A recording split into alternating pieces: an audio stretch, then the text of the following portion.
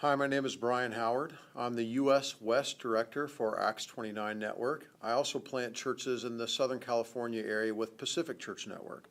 I've spent a lot of my last 10 years coaching and interacting with church planters, and I want to give you today some of the top mistakes that I see church planters make. The first mistake that I see church planters make that often has really strenuous consequences is planting with partners without clarifying roles. Oftentimes I see a church planter go out with 2 or 3 seminary friends or 2 or 3 guys that he's worked with in the past, and they go out and plant as a team. Now, planting as a team is really good. However, without clarity of role, that can end up in disaster. If 3 or 4 guys go out to plant a church and expect that 3 years in, all 3 or 4 of them will be paid, they'll all be full-time pastors on the team, the chances of that happening are not really good. The chances of a church growing to that size in order to sustain 3 or 4 people are not really good. And so all that to say, when a person goes out to plant a church or a team goes out with 3 or 4 guys and they haven't clarified roles, that oftentimes doesn't end well. A second mistake that I see church planters make is putting leaders in place too soon with a title. So, for example, you're in a hurry to have elders in your local church or something like that, and you're a year in and you start to name people as elders.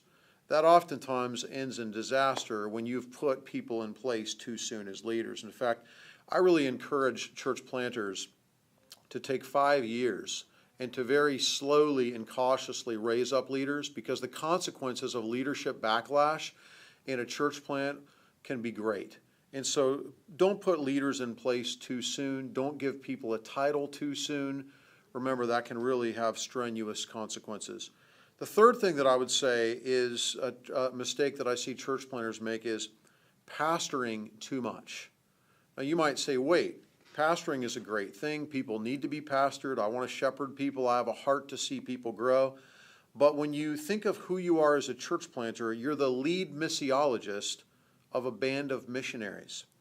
Now, if you relocate to a city to plant a church and you take 15 people with you, which is potentially a good thing to do, you might end up pastoring those 15 people into a new context and spending so much time pastoring people that you're no longer doing the work of an evangelist.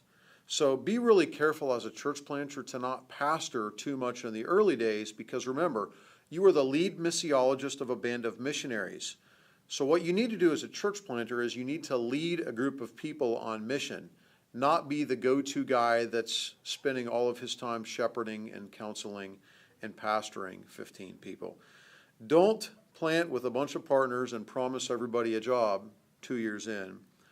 Be careful to not put leaders in place too soon, and then be careful to not spend too much time pastoring in your early days so that you're no longer living on mission or leading a team of people to live on mission.